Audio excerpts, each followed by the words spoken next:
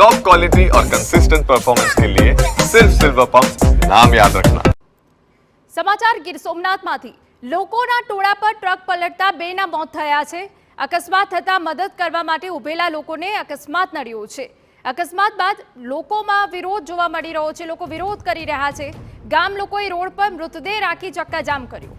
કોડીના Sutrapada road પર રાખેજ ગામ નજીક ઘટના બની છે। એના સીસીટીવી ફૂટેજ અમે આપને બતાવી રહ્યા છે।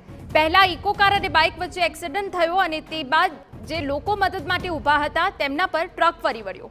અકસ્માતમાં મદદ માટે ઊભા હતા સ્થાનિકો, ત્યાંથી પસાર થતી ટ્રક લોકો પર પલટી જતા ઘટના બની છે। અકસ્માતમાં ટ્રક ચાલક પણ ઈજાગ્રસ્ત થયો। અકસ્માતના સીસીટીવી પણ સામે આવ્યા।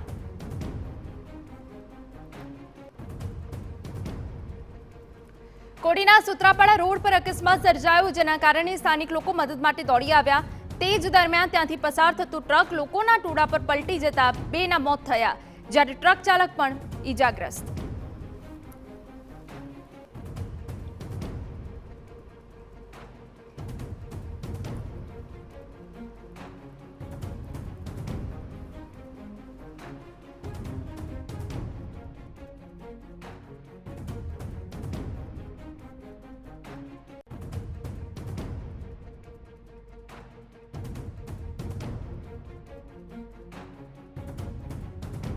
ગામ લોકોએ મૃતદેહ રોડ પર રાખીને ચક્કાજામ કર્યો છે। દ્રશ્યો અમે આપને બતાવી રહ્યા છે।